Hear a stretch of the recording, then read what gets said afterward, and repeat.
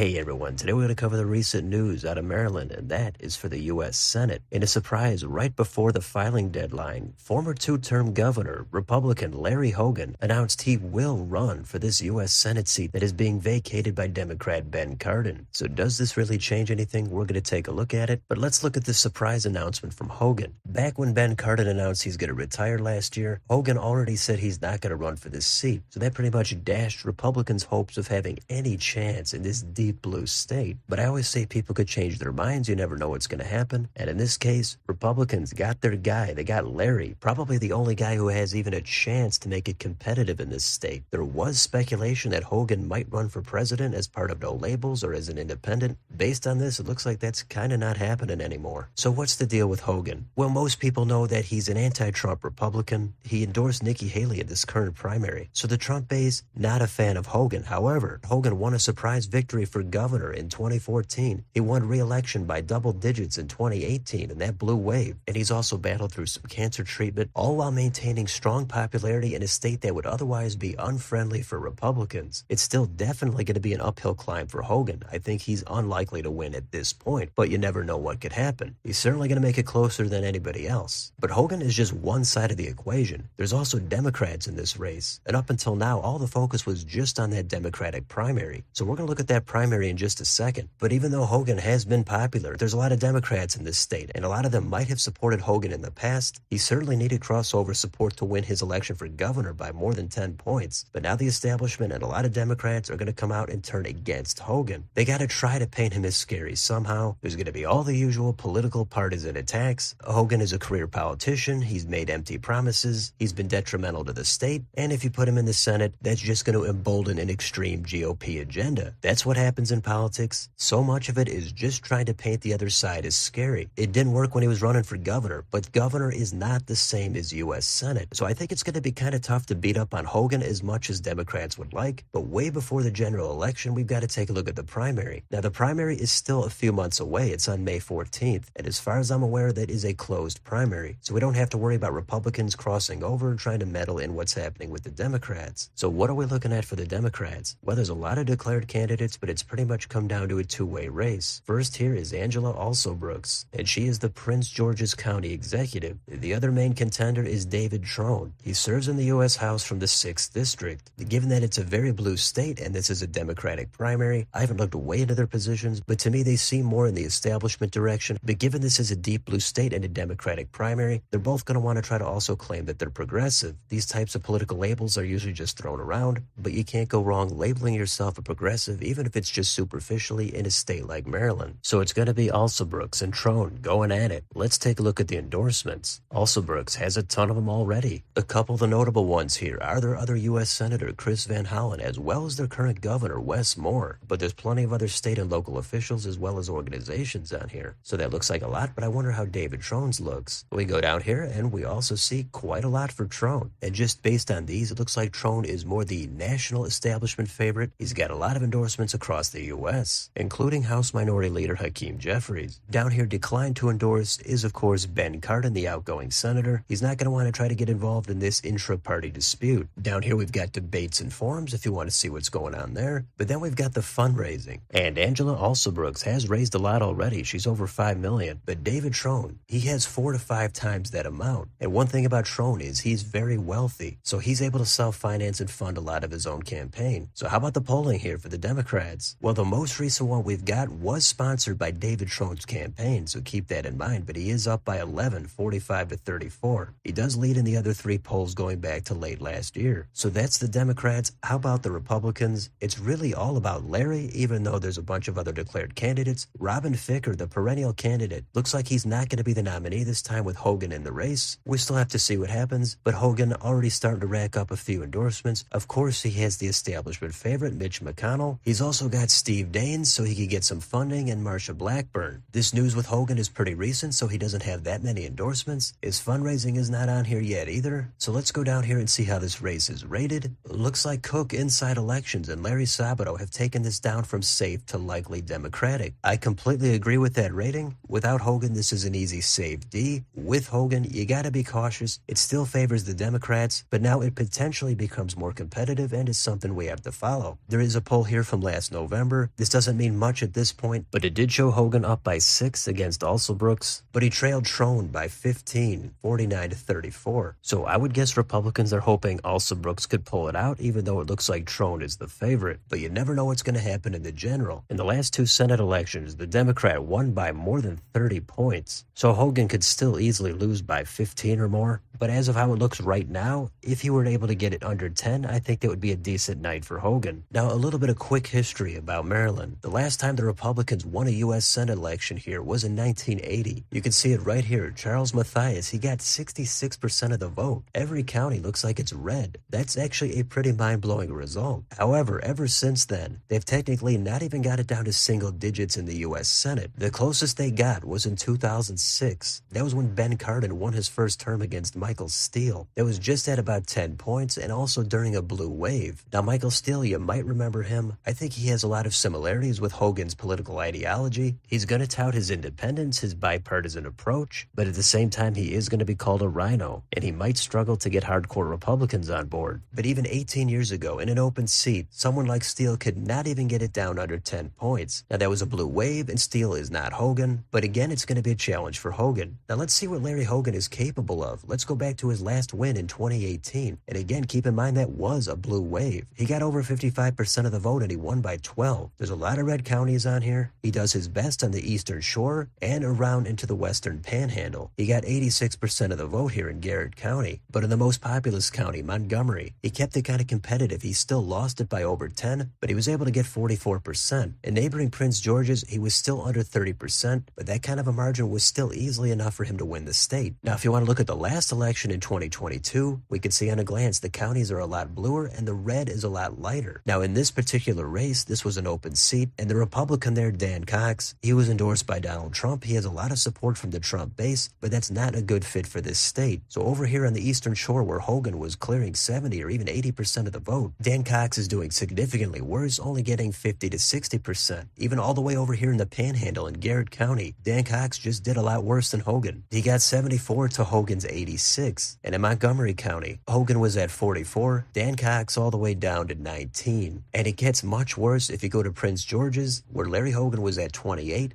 Dan Cox is all the way down there at a measly 8%. So if Hogan was somehow going to win in the Senate seat, he could still theoretically do about 10 to 12 points worse than he did in his governor's win and still flip the seat. I don't think it's going to happen. So I'll leave it here on this news article about David Trone that says he's more progressive but also more bipartisan. I think those two things are just a little bit at odds, but we'll see what happens with Trone in the primary. And as far as Larry Hogan, he is the clear underdog, but at the minimum, it gives people interested in politics something new to follow in the general election. It would be a colossal jolt to the system if Hogan were somehow able to pick this seat up for the Republicans. Democrats are probably going to have to spend more money here now as well. The Democrats love Hogan when he's going after Trump, but now they're going to have to turn on him and go after Hogan himself. So it's a shakeup. I didn't expect it. We know the Trump base doesn't like Hogan, but given the situation he's in, this is kind of the best case scenario for the GOP. So we're going to see what happens, but let me know in the comments, what do you think about this Maryland Senate race? How about the Democratic primary? Is Trone going to walk away with it? And what about Larry Hogan? How surprised are you he actually got into this race? And what is he going to manage to do in the general election? Let me know down below. On your way out, don't forget to like, share, and subscribe. Join if you'd like to support the channel. Thanks for watching, and I'll see you next time.